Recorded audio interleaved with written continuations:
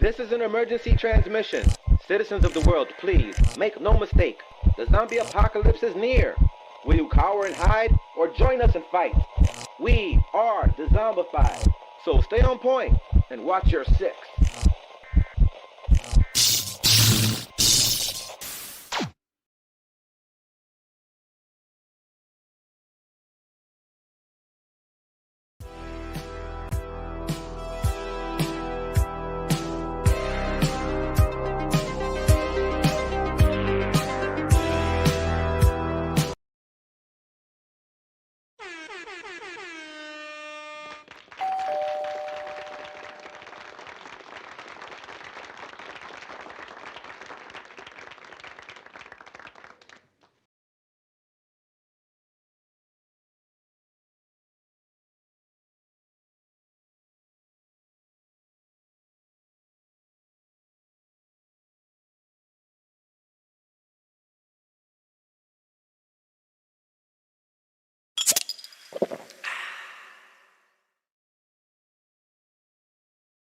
The Mermaid, good to see you.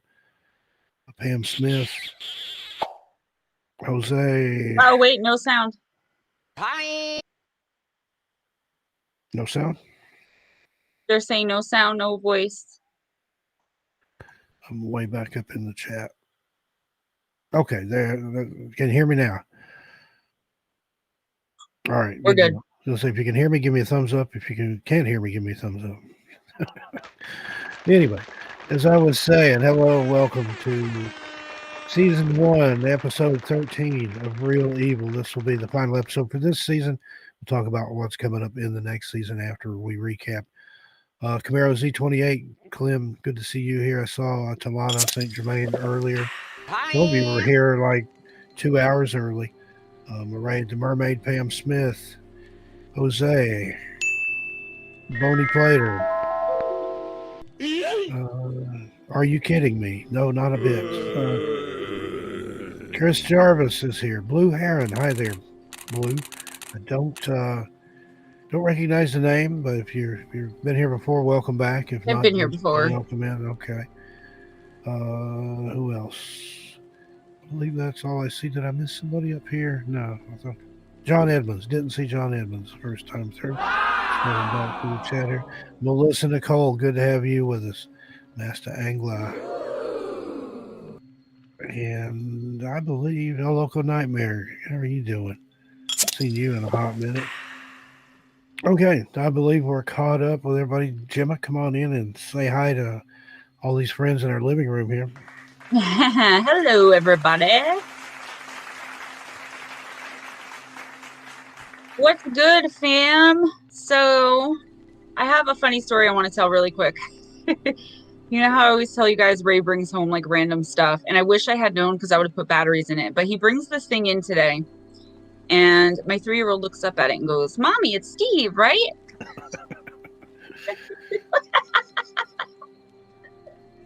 Because he's got the headphones and the glasses. I have more hair, and the hair's well, you wear darker, the hat. If it had a hat, it'd be perfect. It had a hat, yeah. But apparently, if you clap, he dances, which I didn't know where I would put batteries. Well, it's the same. If you clap hard enough or throw money, I'll dance. He's gonna stay on my work desk here. So put dollar bills in Santa's underwear. Just wanted to make you guys laugh. I thought that was a really hilarious. Yeah, Melissa Nicole. So hi everybody. Cookie, my beautiful mermaid. I can see Katie A, Jose Maguina, Realities in Perspective, Boney Plater. Did I say Melissa Nicole? I'm so out of it right now. Camaro Z28. I'm gonna try to get everybody. Pam Smith. Oh, Realities in Perspective. I'm going to be finally looking into that case, not for another month, but finally, I have cleared some time. El Loco Nightmare. Talania St. Germain. I think that's everybody. Dezombified. Thank you so much for having us. Blue Heron. Welcome. Yes, this is hosted by Stemma.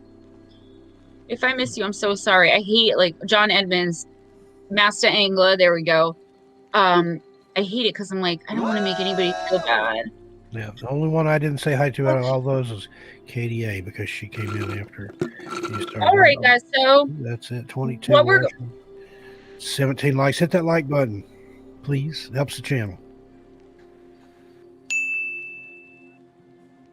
What we're going to be doing tonight is kind of recapping this past season. Now, with the ending of season 1, we wanted to do a little like preview at the end or give you a little taste of season 2. But here's the thing.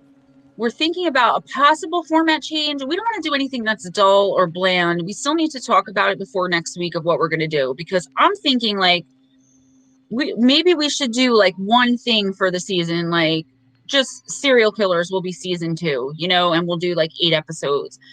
But I kind of like this format because you never know what you're going to get through each week. But then I'm like, why do we have seasons? So if we keep the same format, just roll with it. We'll just do season 2. We're going to do 13 episodes because we thought, you know, 13 is like Steve's number. Yep. But we just saw ending on the Sons of Sam was just a really awesome note. It was a part, you know, a 2-parter. We probably could have done like 5 parts on it. Definitely. So what we're going to do here is we're going to each of us talk just for a couple of minutes about one or, you know, probably one of the people in the cases that we've covered before, starting with Steve with episode 1, because I was not there for that one.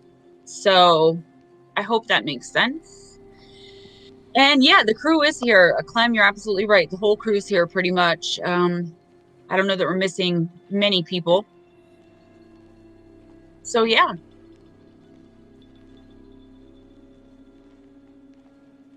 Yeah, I think that's the usual crowd. I think we've got all of our regulars here pretty much. So good deal.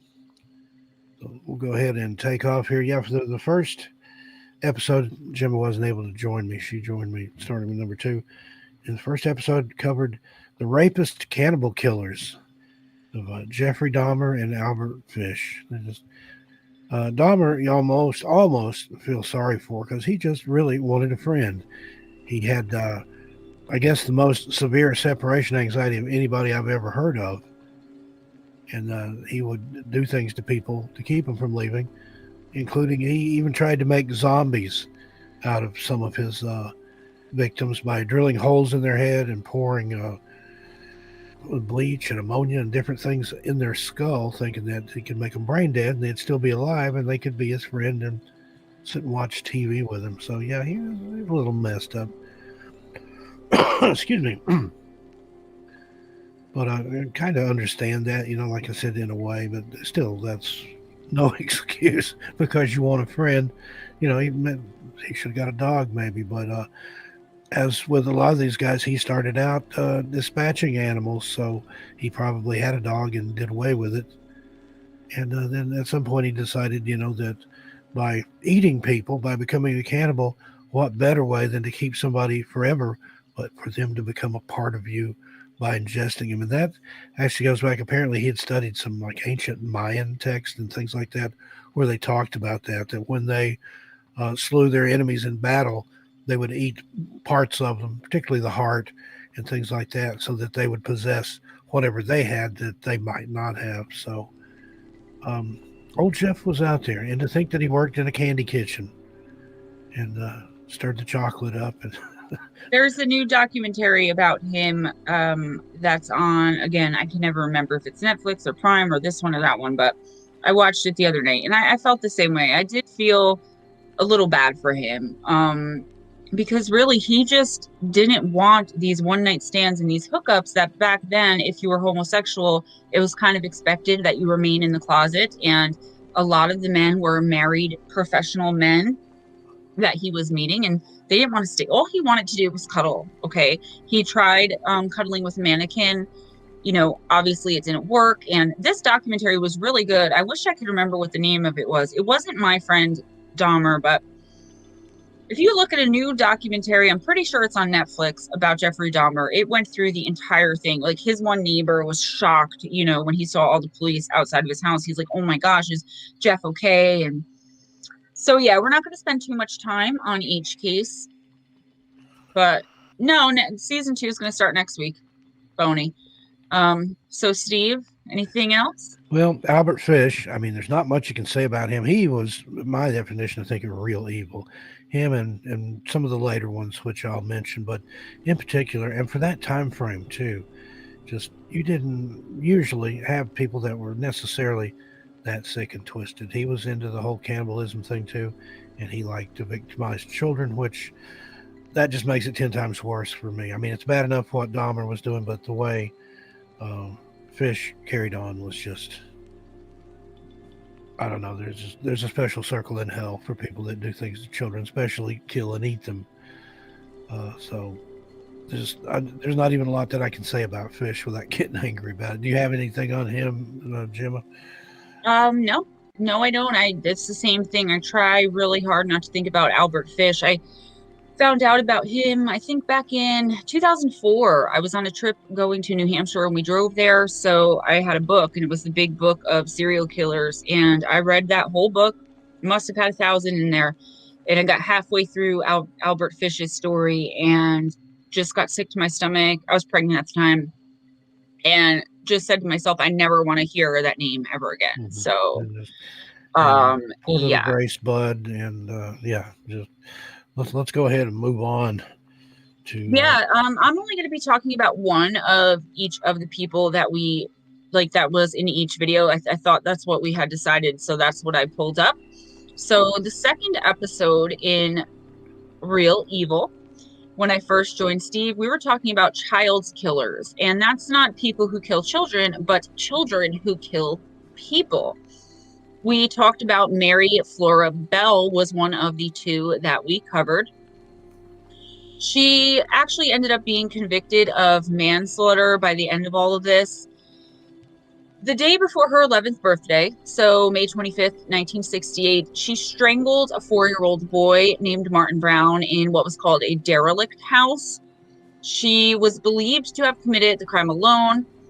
Between then and a second killing, she and a friend, and this was kind of more than a friend. This was like her little accomplice, who I think really played the police and played everybody out. I always wondered if Norma Joyce Bell, no relation, had much more to do with these murders than anyone suspected, because back in the day, they looked at the fact that Mary Bell was, kind of a delinquent, and she didn't get good marks in school, and she didn't have a father, and her mother's personality, and she was poor, her mother's reputation, and kind of put everything on Mary. And don't get me wrong, she was kind of psycho, but I never was drinking the Kool-Aid or subscribing to the fact that Norma Joyce Bell, who was a little bit older, was so incredibly naive and just this little puppy dog that followed Mary Bell around.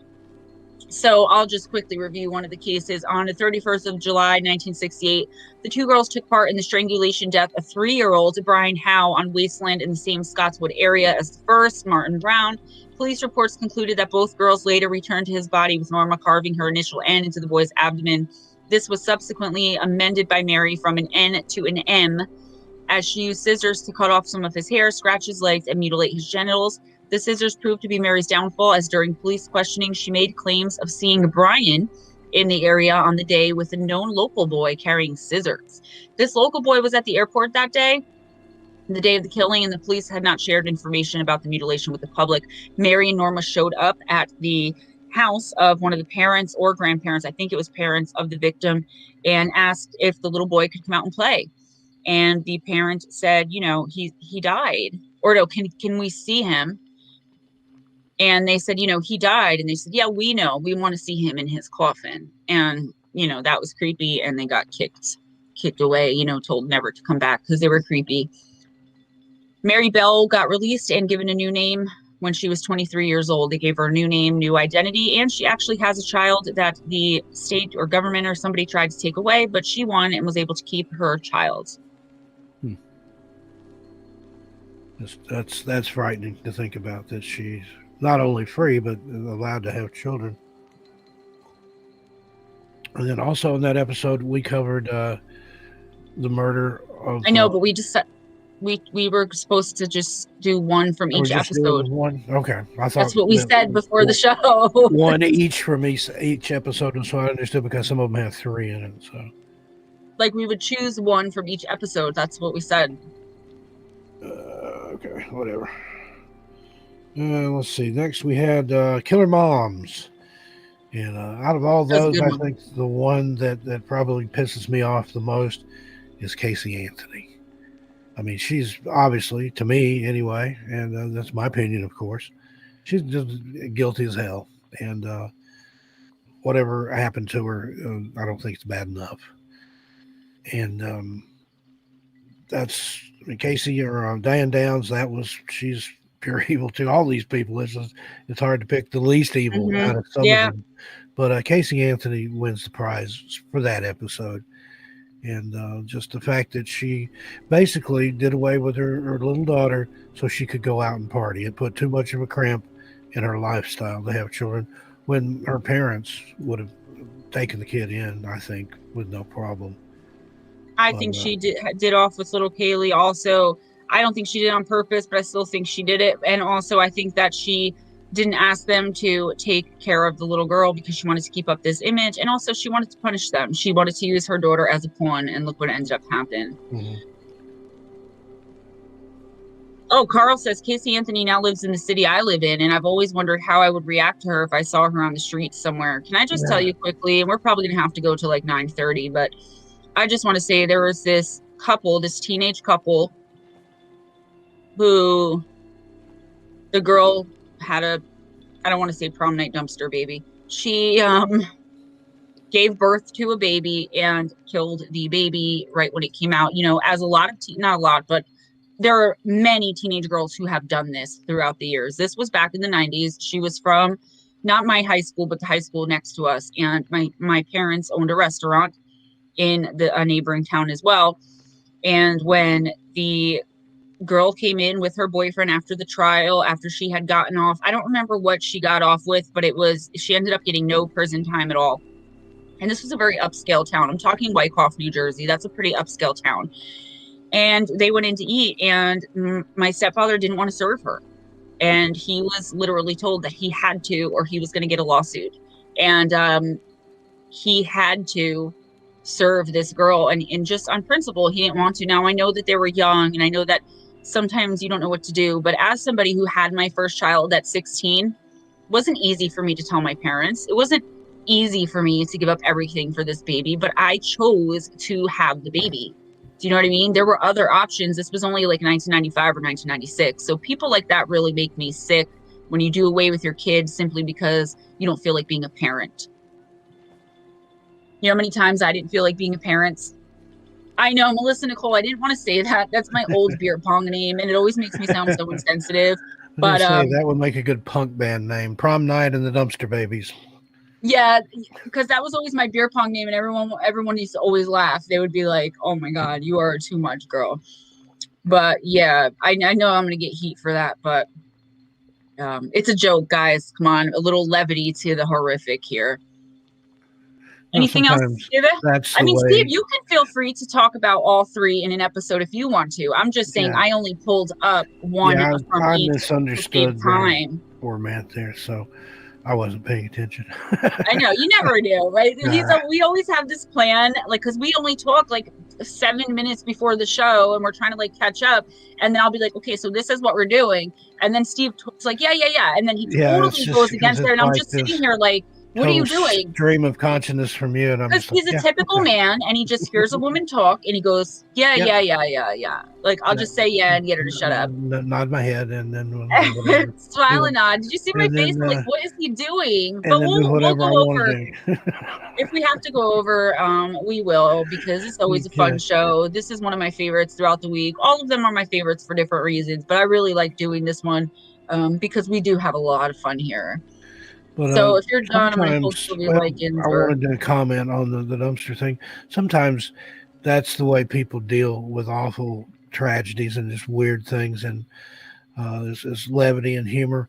For example, back in the 50s when Ed Gein, I don't know if we ever got to him in an episode or not. I don't think yet. We did. But again, the Butcher of Plainfield, One Who's Psycho, and Three on a Meat Hook, and all these other things. Texas Chainsaw Massacre is based on. One of the strange things that happened when all that happened was there immediately were these Ed Gein jokes.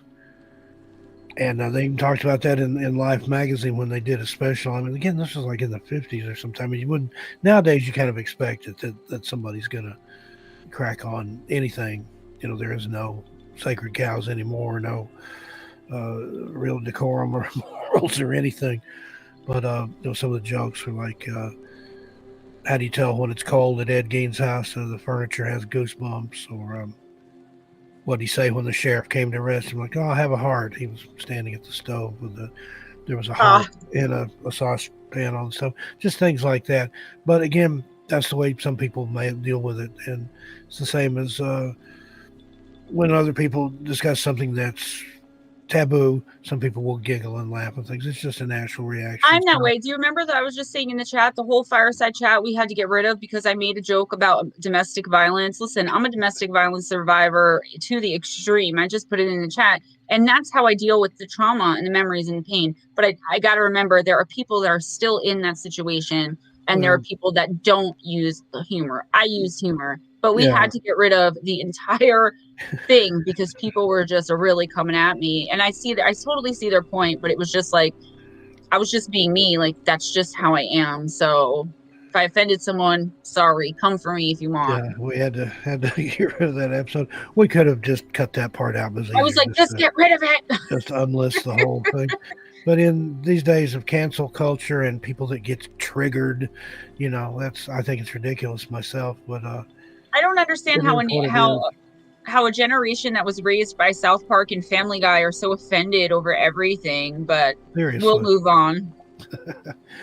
Next up, we had torture slayings, and I think you were going to take that one. Yeah, I pulled it up. This is the one where I kept talking about Trash Gertrude.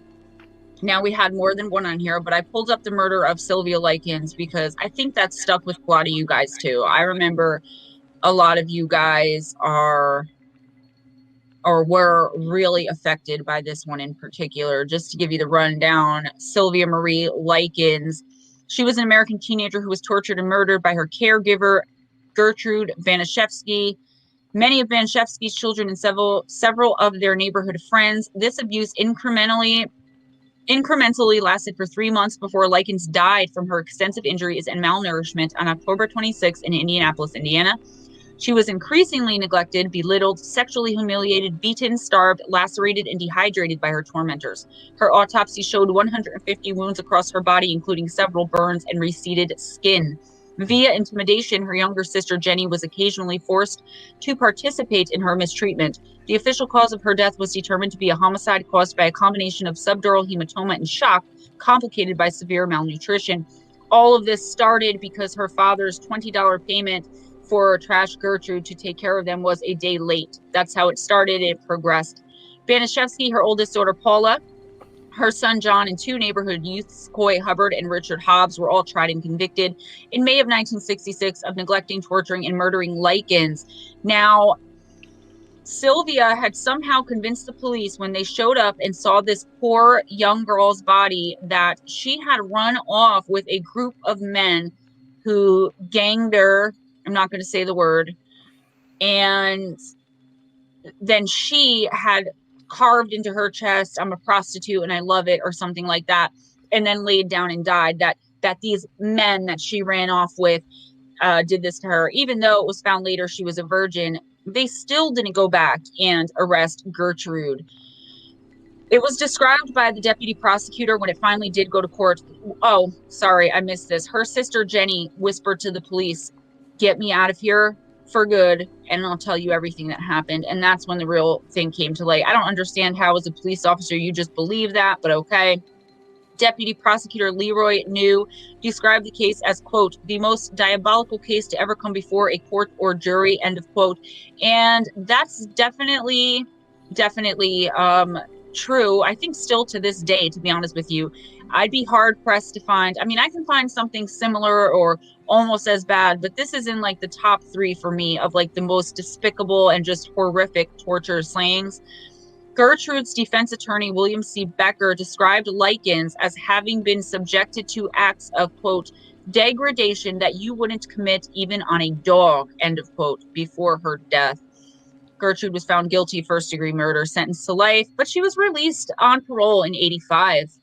Paula was found guilty of second-degree murder and was released in 72. Hobbs, Hubbard, and John were found guilty of manslaughter and served less than 2 years each in the Indiana Reformatory before being granted parole on February 27, 1968. The torture and murder of Sylvia Likens are widely regarded by Indiana citizens as the worst crime ever committed in their state and has been described by a senior investigator in the Indianapolis Police Department as the most sadistic case he had ever investigated in the 35 years he served with the Indiana police. If we run over, we're going to run over, which is fine because I actually have extra time tonight. And next up, we covered family killers with a couple of lovely gentlemen there, Xavier Dupont de Ligonnès and one of your fellow Jerseyites there, John Emil List. And he's one of these people I just truly think he was just born evil. I mean, some people, I think things happen to them and they become evil or they get jaded and evil kind of sneaks in. He was just evil. That's all you can say about it. I mean, I can think of a lot of other words that I would call him, but I can't say them on here. But he was an American mass murderer and a longtime fugitive. On November 9th, 1971, List killed his wife, his mother, and 3 children at their home in Westville, New Jersey, and then he disappeared. And he'd planned out these murders so meticulously that nearly a month passed before anyone suspected that anything was amiss. And just there's been so much written about him, so many different books and movies. My favorite book is, I think, Collateral Damage. And he was even, at one time, they thought he might be D.B. Cooper and all this other stuff just surrounding the case. And he was on the run for nearly 18 years. And then on May 21st, 1990, episode of America's Most Wanted profiled him. And somebody recognized him, anonymous tip. Phoned in, and he was found at an accounting firm in Richmond, Virginia, where he was going by the name of Robert P. Clark. And I was thinking that I believe the List house still stands now. I'm not getting a lot of information here when I looked up, but I think he tried to burn the house down or something like that. Now, the home was destroyed by fire later. Okay. It's a Victorian-style home. Okay. Just wanted to check on that and see. But, again, he was one of these just in total cold blood, just murder his family. Why not just do like what other men do and just walk away, just leave? I mean, I don't know if there was something in him that – I think he claimed that he didn't want to put his family, his wife, his children, even his mother through the embarrassment of having been left by their dad, husband, and son. So he just, easier just to kill them all and be done with it, go somewhere and start over. Of course, it was a lot easier back then than it is now. With they've got a paper trail, digital paper trail that follows you everywhere now. Google could have found him in short order, I think. But again, just one of those. And Occam's razor doesn't always apply with some of these bad guys. I mean, there would have been a lot of different ways that he could have handled that without killing the whole family. Could have faked his own disappearance, for example. The thing that always got me about that one, and this is so trivial. I mean, first of all, the reason he did it was unbelievable. I hate when people use Christianity to like hide behind their evil, number one. And number two, the reason he did it, because he lost his job and he didn't want to have to go on welfare. Yeah. And another interesting factoid, the Watcher House is also there in Westfield, New Jersey. I always thought that was interesting. I never even put that together. Someone just mentioned the Watcher House. I said, I think it's like an hour away from me. I know it's not like too far. My Aunt Phyllis was from Westfield. She's like one of those people that I was really, really close to that I called aunt. And she would always say, like, I'm from Westfield, because we were all in Patterson, all doing all this dirt. And so was she, but she was like 70 and like she used to be a debutante and stuff. And I'm like, Phil, where did you come from, yo? She's like, I come from Westfield. She always spoke very properly and always was made up. And we're like, dude, like, what are you doing hanging out with us? You know, like a bunch of thugs and hooligans. Oh. So, yeah. Yeah, at one time, Westfield was ranked one of the best places to live in the country. Yes, it's beautiful. I think the creator of the Addams Family also created the Addams Family because he lived in Westfield. It was either Westfield or Westwood, but I think it was Westfield. And he imagined he couldn't stand the snobby neighbors and all that. So he made this comic about like what would happen if his kind of people, who he envisioned as the Addams Family, and his last name was Adams, moved into this really upscale kind of snobby. And I'm not saying people in Westfield are snobby. I'm saying back in the day, you know, how things were kind of like everyone subsisted and like went by class. So he had this vision of like, what would people be like if this family moved in? And that's how the Addams Family actually got started. They're from Westfield, New Jersey. That's why in the newest Addams Family movie in 2019, Pete Gomez says, we got to go somewhere horrible, somewhere corrupt, somewhere nobody in their right mind would ever want to live. And there's a sign that says, welcome to New Jersey.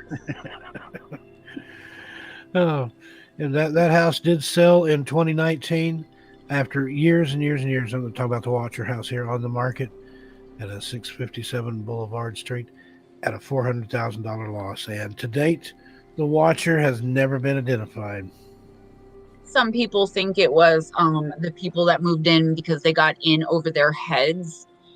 But I don't know. We're going to have to cover that one. Maybe we'll put that in a future episode of Real Evil. Let's do an all Jersey episode. We can have a lot I'm of fun. from New Jersey, chick. All right, moving on? Yeah, let's roll on to the next one. What was the next one called? I got Phil Spector here. It was Lady Killers. Lady Killers, that's right. Harvey Philip Spector was an American record producer, musician, and songwriter known for his innovative recording practices and entrepreneurship in the 1960s, followed decades later by his 2 trials and conviction for murder in the 2000s. Spector developed the Wall of Sound, a production style that he described as a Wagnerian approach to rock and roll.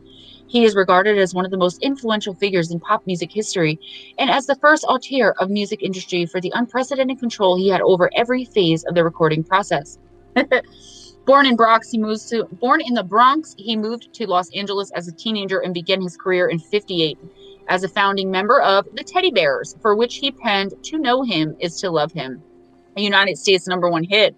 In 1960, after working as an apprentice to Lieber Installer, Spector co-founded Phillies Philles Records at the age of 21, becoming the youngest ever United States label owner at that point. Dubbed the first tycoon of teen, Spector produced acts such as the Ronettes, the Crystals, Ike and Tina Turner. So, skipping down to the murder, if I can just get there really quick. He nearly killed a couple people. It said as the 70s progressed, Spector became increasingly reclusive. The most probable and significant reason for his withdrawal, according to biographer Dave Thompson, was that in 1974, he was seriously injured when he was thrown through the windshield of his car in a crash in Hollywood. According to a contemporary report published by the New Musical Express, Spector was almost killed, and it was only because the attending police officer detected a faint pulse that Spector was not declared dead at the scene. So his head injuries, Thompson suggests, were the reason that Spector began his habit of wearing outlandish wigs in later years. Okay, but this dude would pull guns out constantly. He would threaten people with guns constantly. He was allegedly, all of this is alleged, guys, a wife beater. He pulled a gun on one of the Ramones for like wanting to leave after a recording contract or something, or after a recording session. The Ramone was ready to go home, and then Spector, and he would like shoot at people too. I'm just trying to find the murder here because it's like I don't know. I have Wikipedia up here, but it's not showing anything about the murder. It's just showing all of this other stuff. So yeah, so what happened basically, and I'll just give you guys a quick rundown, is that he went out to a bar or a club, And he met a waitress who he invited back to his home for a drink. Here it is, murder of Lana Clarkson. On the morning of February 3rd, 2003, American actress Lana Clarkson was found dead at age 40 in the Pyrenees Castle, the Alhambra, California mansion of record producer Phil Spector. In the early hours of that morning, Clarkson had met Spector while working at the House of Blues in Los Angeles. After leaving in Spector's limousine, the two were driven to Spector's mansion and went inside while his driver waited in the car. About an hour later, the driver heard a gunshot before Spector exited his house through the back door with a gun. He was quoted as saying, according to affidavits, "I think I just shot her." Spector later said Clarkson's death was an accidental suicide and that she kissed the gun. He was tried for murder in 2007. A mistrial was declared due to a hung jury with 10 jurors of 12 favoring conviction. He was tried again for second-degree murder on October 20th, 2008. And in 2009, he was found guilty of murdering her. On May 29, 2009, he was sentenced to 19 years to life in state prison, but he died in a prison hospital this year. I don't understand how you can accidentally shoot yourself in the mouth. Spector was known to shoot guns off and everything. Lana Clarkson made it very clear that she only wanted to have one drink at his house. And this is just because, honestly, she started working at the House of Blues because she wanted to start hobnobbing with rich and famous people. Not just men, because she wanted her career to kind of kick off again. She was getting older. So that's the only reason she agreed. And I think what happened was, in my opinion, she wanted to leave after the drink and he didn't want her to, and threatened her somehow, got her to put the gun in her mouth or something. And did he purposely pull the trigger? I honestly don't know, but I don't really think so, because there were so many times he shot at people and missed. Like, I don't know if he intentionally killed her, but I do think he was responsible for the gun being in her mouth. Sorry that took so long. I had the wrong Wikipedia page up. Yeah, I don't think it was intentional. I think he probably like stuck it in her face or something, tried to scare. He was known to do that, to pull guns on people, to try to scare them. And as far as is known, that's the first person he ever shot, at least in the mouth. So... But pudding. He was an odd bird, and then in the prison they wouldn't let him have his wig, which drove him crazy. And then he tried to cop an insanity plea there for a while. He claimed that he had a pet cockroach that would visit him in his cell, and they would talk about things. But nobody was buying it. I mean, yeah, he was crazy, but too bad. Yeah, you can't just do whatever. Yeah. We all know what Steve and I feel about the definition of legally insane in this country, so. Yeah. Next up, we had on season 1, episode 7, we had killer couples, the kind of the family this was evil, stays together. And all these are Bonnie and Clyde are probably my favorite ones out of that. They were kind of folk heroes and things, even though they killed people and shot things up. I don't think they deserve to die the way they did in an ambush like that. And these are like over 600 or 700 rounds fired at their car. They didn't stand a chance, but they had killed or shot at a lawman in Texas, and that's what happens. So, and then the other two, they're pretty much on equal footing. The ones we covered in that case, it was the Moores murders of Henley and Myra Henley and Ian Brady.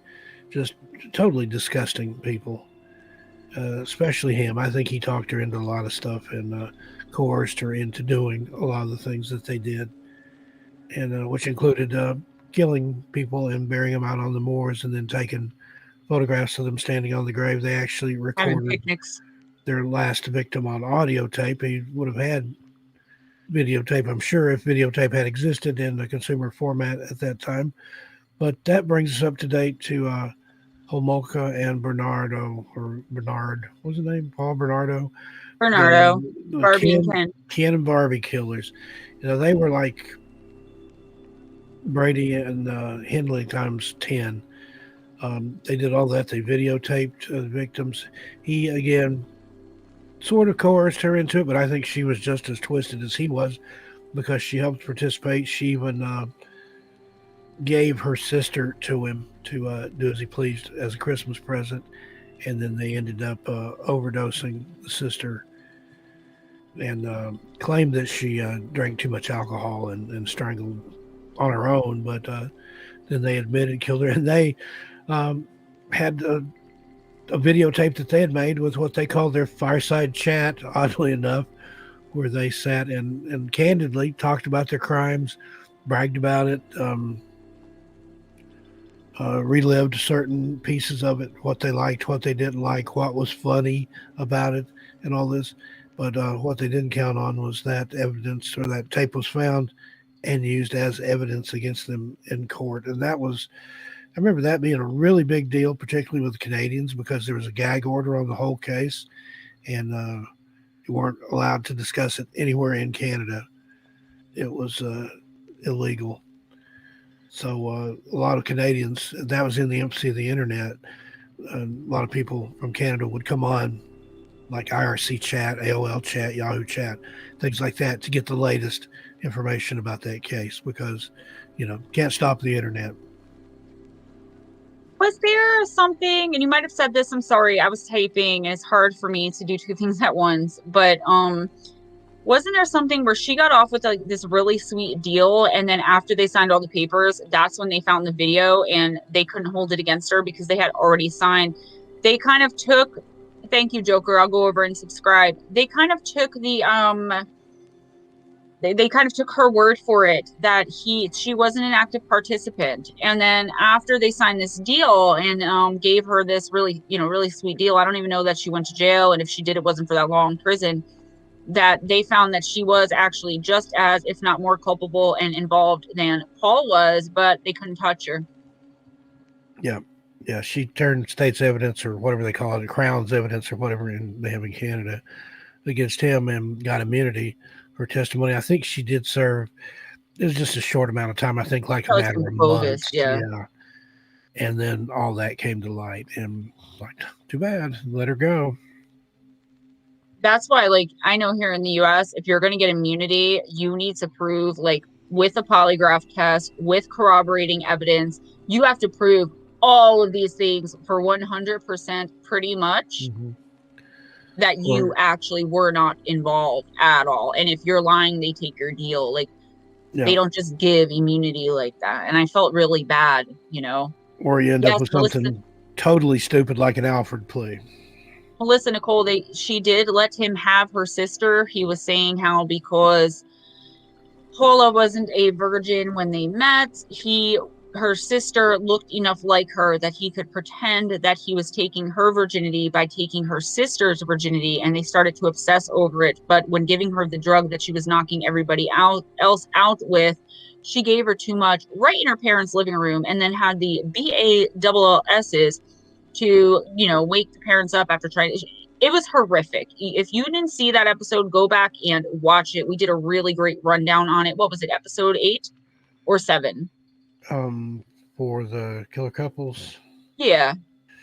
That was 7. 7. All right, so episode 8 were the vampire killers, not like people who kill vampires again, but people who think they were or claimed to be vampires, and they killed. So I chose, we covered 3 different ones, and I chose the vampire, quote unquote, Richard Chase. Remember, when I'm reading, I cannot read the chat. So this guy was allegedly the real life Dracula. He was a serial killer who terrified Northern California during the late 1970s. And while he's not as prolific as like Ted Bundy or Dahmer, his murders tell a tale of mental illness and insanity that few of the others can live up to. Known also as the Vampire Killer and the Vampire of Sacramento, Chase was a literal, in real life vampire. Yes, he drank the blood of his victims. With a killing spree from 77 to 78, Chase terrified the city of Sacramento with his bloodlust and brutality. Regardless of the short duration of his murders, Chase was and will remain one of the most terrifying serial killers to ever have lived. He's also known as the Dracula Killer. He actually went by the literal alias Dracula, and before his murders began, the staff at the hospital where he was once institutionalized jokingly referred to him as Dracula, and it was a nickname that would turn out to be ominously prophetic during his career as a serial killer. And, like this foreshadowing that always happens, it's like really dark. The joke turns into someone living up to it. So this guy wasn't really a cannibal, though. He didn't consume flesh. He simply consumed the blood. And they're pretty sure that he was a sociopath, but also a schizophrenic. He always carried a gun on him because of his paranoid. He was paranoid schizophrenic. By the age of 22, he was arrested for possession of a firearm. I'm trying to like go through this. Oh, rage and erectile dysfunction. Suppressed anger would be a theme that ran throughout Chase's life, and he would take it out on his friends, family, loved ones, and most of all, his victims. In the late 1960s, at 18 years old, his internal anger was already so intense that a psychiatrist diagnosed him with erectile dysfunction, citing his suppressed rage as a direct cause. As a teenager, he couldn't maintain an erection without killing animals. That is one perpetually pissed off dude. It was so intense that in an incident in 77, where he was 27 years old, he rang his mother's doorbell to pay her a surprise visit. But when she opened the door, he threw a dead cat in her face that he had just killed. And honestly, she was just like, oh, that happened, and like walked back in the house, never did anything about it, never addressed it. And another notable killer who suffered from erectile dysfunction was the butcher of Rostov, Andrei Chikatilo. He was also hypochondriac, he was sick, and blood. And he started with drinking the blood of animals. He dismembered, ate, and drank the blood of animals long before he committed his first murder. You know, by 10 years old, he was killing and dismembering animals so he can drink their blood. And he had this addiction pretty much throughout the rest of his life. He also injected, I just got chills. I hate someone shooting anything. He injected blood, the animal blood, into his own veins. So he believed that it would help him to cure many of the various diseases his hypochondria would dream up. He randomly chose his victim to make it harder for him to be caught. He just picked, whoever he thought was going to have his blood, I guess. And he also was a necrophiliac. That is Richard Chase, the vampire of Sacramento. And when we originally covered that, my favorite comment that you made was he looked like he was put together out of spare parts. He did. He looked like he was put. Is that the one? Yeah, he looked like God was like, oh, do you got an arm over there? Oh, that one's okay. Yeah, I guess I'll take it. Yeah. Do you have a brain over there? Ooh, that's really damaged. And you know what? He looked one of these people that just perpetually looked dirty. I think you could scrub him with a wire brush and shave him, comb his hair, and he's like Pigpen in the Charlie Brown comic strip. He would just be dirty again. I mean, I don't think there's any amount of cleaning up that you could do to him. Oh, my voice is getting distorted. Yeah, there was something weird going on there that seems to have stopped for now. But when you were talking, I think the Black-Eyed Kids are afoot, or Jarvis's. Don't even mention them. Come in. Mercury's still in retrograde too, so. Platinum Plus? Yeah, it really is, and it's still like absolutely killing me. But the book's almost done, guys. So what was next? Let me get back over here. The next one up was. Scroll down here.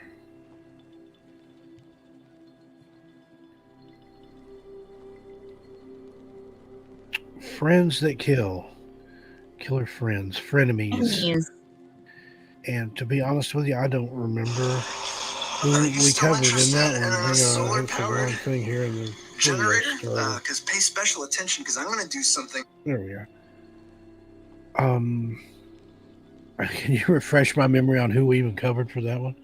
Yeah, we covered the Skylar niece and that Russian woman. Yeah, the Russian, where the other girls were jealous of her just because she was pretty. So they lured her out to an industrial area, like a warehouse or something, and murdered her. And thanks for the super sticker there, super chat. Boney Plater, that Dezombified. I'm sure appreciates that. That all stays with them. And we talked about other cases of that where people would just be so jealous of another person that they would decide, the best thing to do is, rather than not be friends with them, is just to kill them, to put them out of their misery. And I know we talked Sarah Stern, Steve. Sorry. Touched on another similar murder there where I think there was sort of a love triangle there that wasn't really a triangle with only two sides, if it will. And they were afraid that she would tell that the other two girls were into each other, so she had to be eliminated. We just didn't like her anymore. Yeah, she couldn't sit at our table, so we had to kill her. And there's a lot of things that go on like that where usually involves a lover, whether it be a male or female. In Tennessee we had the famous what they call the Job Corps murders, where a group of girls got together and killed another girl because she had made what they considered overtones to one of the girl's boyfriend. And it turned out they took her out behind the Job Corps Center in there where they were all at in Knoxville, murdered her in the woods. They smashed her head in with a piece of asphalt. And then one of them, I think it was the one whose boyfriend that they thought she was after, kept a piece of her skull in her pocket and still had it when they arrested her eventually, that she was carrying like as a memento mori or whatever, like some sort of totem, like an occult type thing that she said she kept it to draw the power out of it. So people get some weird stuff in their heads. But again, somebody looks at your boyfriend, let's kill him, First of all, if your boyfriend cheats, it's your boyfriend's fault. Yeah. Most of the time, the girl doesn't even know that she's the other woman. That's just my opinion. Yeah.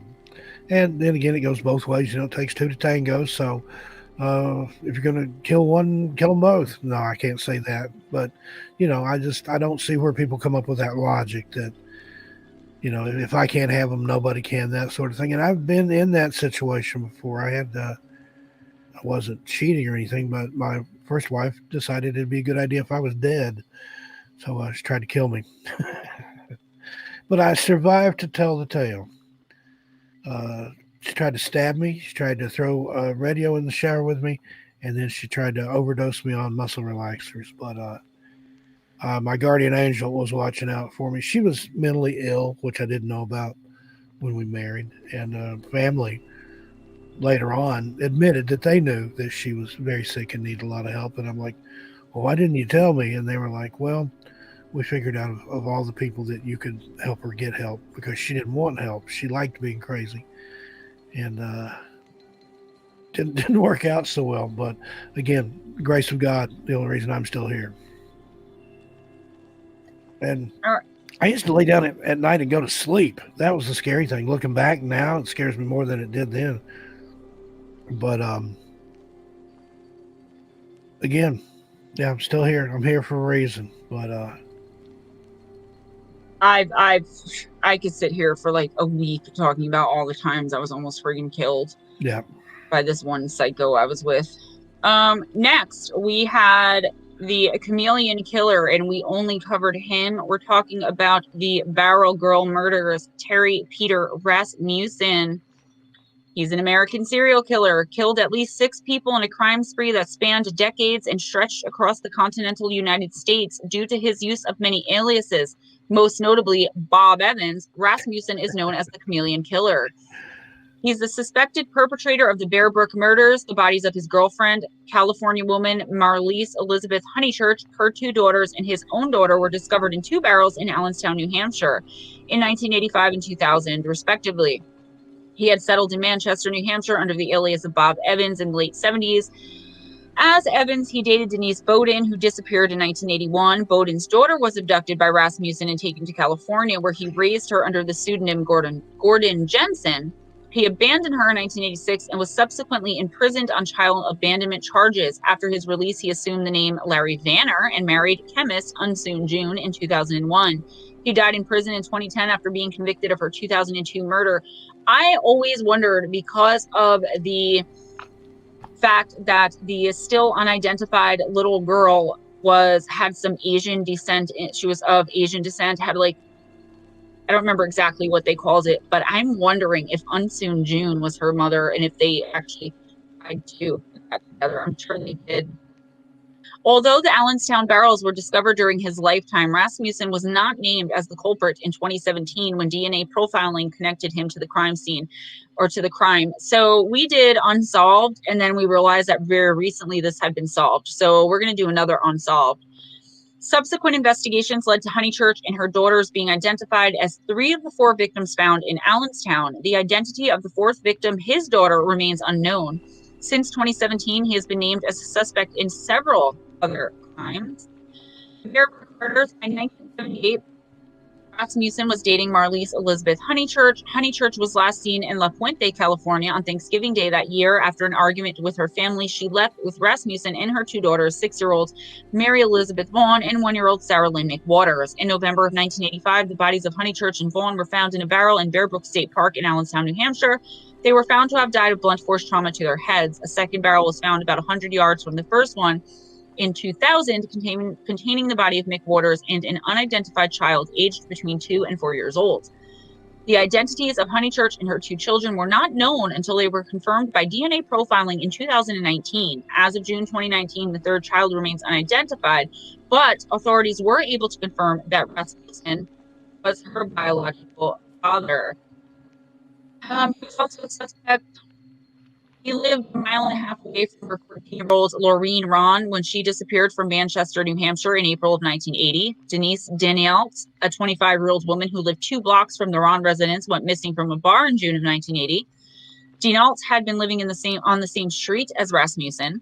Police and FBI agents conducted a search in Manchester after receiving an anonymous tip regarding Danielt in November of 2017. After Rasmussen was announced as the Bear Brook Killer. A second search was conducted in May of 2018, and by 2020, New Hampshire Senior Assistant Attorney General Jeff Straslin said there was no evidentiary connection between Danault and Rasmussen, but that the interest in his case brought renewed attention to Danault's disappearance. Elizabeth Lamont was 17 years old when she disappeared from the Youth Development Center in Manchester in 1984. She left the group home after receiving a furlough, so she was not reported missing until police were seeking more information on Rasmussen in 2017.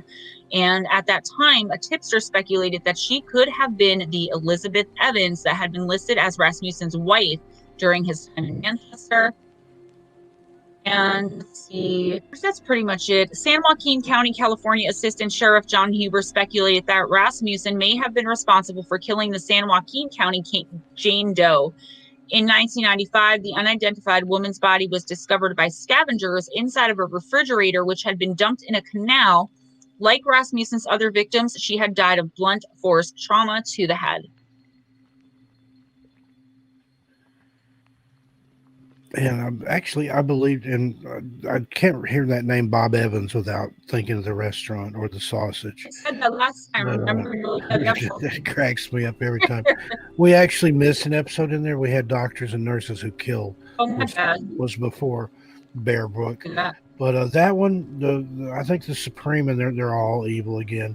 But Michael Swango was pretty bad. But the one that gets me out of all those that I think is the ultimate evil one is Janine Jones. She was a pediatric nurse. And again, there it is, somebody that harms kids. She may have killed up to 60 children, infants, newborns, some of them, who were in her care with fatal overdose injections at hospitals and clinics around San Antonio between 1977 and 1982. She was sentenced to 99 years in 1984 for killing 15-month-old Chelsea McLennan, and another 60 years for nearly killing 4-week-old Rolando Santos. But under law in effect at the time, she was due for release in March 2018. We talked about that in the episode. But they found 2 new charges that alleged she killed an 11-month-old and a 2-year-old in 1981. That put her back on trial and kept her behind bars, which is much more gentle than she deserves, I think. I'd like to see her torn apart by dogs. Absolutely, yeah. And just she has that look too. If you look at some of the pictures of her, she's almost got just a smug look on her face. Like I think she's one of these that thought that she was an angel of mercy, that turned out to be. Narcissistic? We talked about that, angel of mercy or angel of death, but they weren't an angel at all. They were the Grim Reaper personified.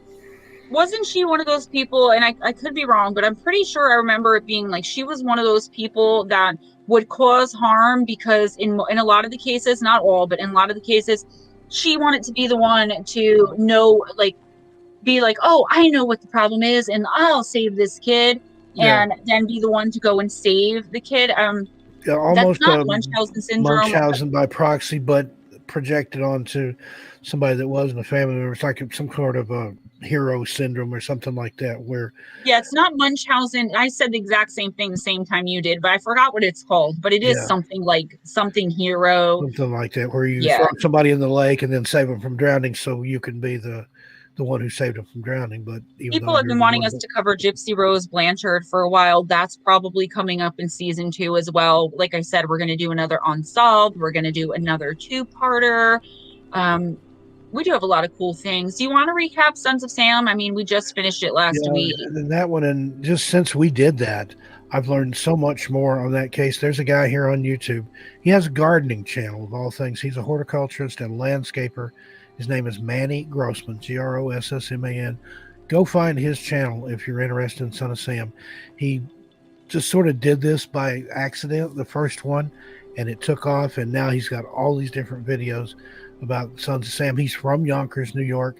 He's been going around. He's visited all the locations in Yonkers, all the shooting sites, the places where the cult met and things. He's found things that the police either didn't know about or flat out ignored. He thinks there's some collusion with the police department, that one of the vehicles that was on scene during one of the shootings, or more than one of the shootings, was an undercover police car. So there's still some very, very interesting stuff to be uncovered about the Sons of Sam case. And I was one of these. I never subscribed to Berkowitz as the lone nut theory. I've always thought he had help. Number one, he wasn't the sharpest tool in the shed. He was kind of shy, even though he tested with a high IQ, later on in life, he seemed kind of slow. He was just, just kind of get along, the chubby behemoth that he called himself, and I can't see him as having masterminded all this. He was a follower. He was a soldier. The sketches are what got me. For the 22 disciples of Satan, who was the cult group that put this together. But yeah, the sketches, they all pretty much look different. And the ones that he admitted to doing, the sketch was collusive in that it did look like Berkowitz. And then some of the others, he claimed the Carr brothers were involved, Sam Carr and Mike Carr. And sure enough, the ones that he claims they did, the sketches looked like them. They really did, though. Like, they really did. And then even DiNardo, who survived, he knows that he knows that it wasn't Berkowitz that shot him. Berkowitz was there. He was at the scene, but he wasn't the trigger man. And there was a witness. Yeah, he had literally physically bumped into Berkowitz when they were coming out of the restaurant. There was also a woman who saw, in one of the cases, who saw Berkowitz pulling that now infamous parking ticket, which is how they caught him, pulling it off of his window, like almost as the murder was happening. He was about a 5-minute run away. Like, if you ran, he'd be there in 5 minutes. But the problem is, it was happening as he was pulling the ticket off. The woman came forward to the people doing the new documentary and said, listen, I said it then, I've said it ever since, and I say it today. I saw David Berkowitz pulling the parking ticket off of his car, and the police even tried. They got, like, the most physically fit, like, guy, police guy to do this run. And, like, first of all, that wouldn't be David Berkowitz doing that, so it would take him even longer. And this guy couldn't get there in the amount of time that would have been needed for Berkowitz to have gotten there. And there's no way he could have driven. Like, I just don't, like you said, Steve, I've never really subscribed to it. So, it makes sense to me. If you watch that documentary, I'm telling you. Yeah, it will make much more sense. And read the book, The Ultimate Evil by Maury Terry. And this guy, Manny Grossman, is finding stuff that Maury Terry even missed. So it's going to get real interesting. I'd love to see him open the case back up. I said I was going to write Berkowitz last week. I talked about that. I'm still going to do that. I've been on he has a personal website and talks about his prison ministry and things and how he is truly sorry and stuff. And I believe him. I don't think he's one of these that's just got jailhouse religion or whatever. He doesn't want to be let out. He thinks that that's where he belongs for what he did, and that's his form of penance for it. But I believe he's earnest, and he says, that I've admitted the ones I did, but there were other people involved, and I'd love to see some more people. Of course, the Carr brothers are dead, and I've noticed that about Berkowitz, and he even told Maury Terry that he couldn't talk about all that he knew because it would put his family in danger. As far as I know, I think his sister's still alive. That was one of the ones he was worried about. I think his father's passed on now, but the only reason that he talked about the Carr brothers' guilt was after they had died. They both died under mysterious circumstances. Sam Carr, and these were people that were named in the Son of Sam letters, like Sam Wheaties, suffocator of young girls. That's Sam Carr. Wheat was his nickname, or Wheaties was his nickname. And Wheat was also his daughter's name. His sister. He had a sister named Wheat, Wheat Carr, and it was some kind of a family name or nickname or something. I think he did have a daughter by that nickname too. Well, he was found shotgunned in Minnow, North or South Dakota. I can't remember which. But somebody had taken the time to scratch 3 6s on his hand and on the baseboard next to where the body was. But it was accidental. Yeah, he did it himself with a shotgun, and then before it expired, he carved 3 6s. I don't believe it was. Berkowitz even said to, I believe it was Maury Terry, he said, and the death of these people, someone's going to end up in some kind of weird car wreck that's suspicious. And he said this before the car wreck happened. He said that's how the cult usually kills people. It'll be a car wreck of some sort that'll be just a little suspicious, but not enough that it'll be considered anything else. And he was 100% right on that. Yeah, Michael Carr, a single car accident. I think he crashed into a bridge abutment or something like that. Although there was indications that he may have been sideswiped or pushed into it by another car. But interesting. But the cops, the Great Way, they just wanted to shut it down. They wanted it to be Berkowitz and Berkowitz only. Mayor Abe Beam, at the time the mayor of New York, was up for re-election. He wanted it, swept under the rug. We never did a commercial. Completed. We didn't do a break, did we? We're about to end. Sorry, Dezombified. We forgot. It's just, and they said there was more promotions in the NYPD than ever after the Zodiac case was allegedly solved. So you want to take a quick break, and then we'll come out and say our goodbyes. Let's go ahead and go to a commercial break. Now these words from our sponsor. No, Dezombified said it's okay. We totally forgot. Normally I try to remember.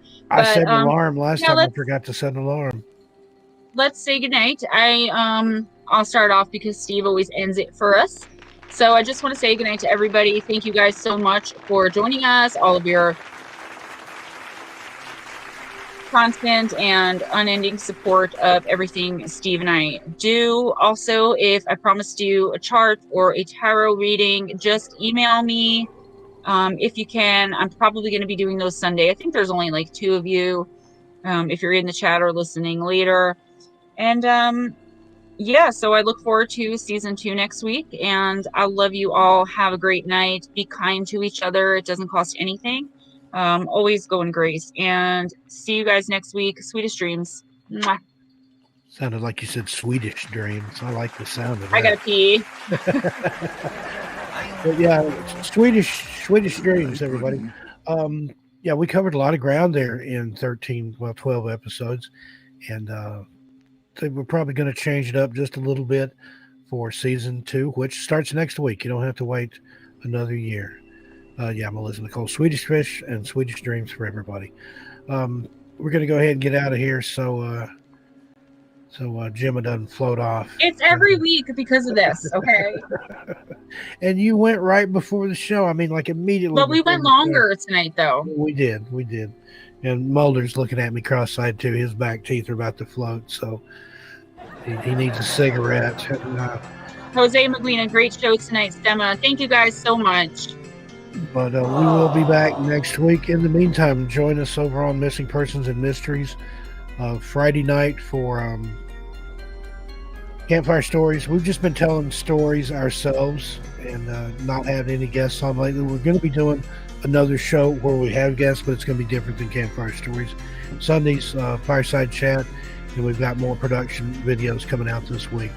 So stand by, stay tuned, but we'll see you here next Wednesday, same bad time, same bad channel. God bless each and every one of you. Thank you for this. Thanks for Dezombified for giving us a platform and setting all this up for us and doing everything in the background. And yeah, I'm Melissa Nicole. Y'all come to 13 past midnight, my other channel. Every night at midnight we do ghost stories at midnight where we play from 5 to 6, 7, 8 hours stuff. So yep, stream is ending, so we are out of here. Again, thanks everybody. We will see you next time. Mwah. Love you all. Doesn't the stream end right when it says stream ended? No, it's still going. Oh, okay. The mics are still hot.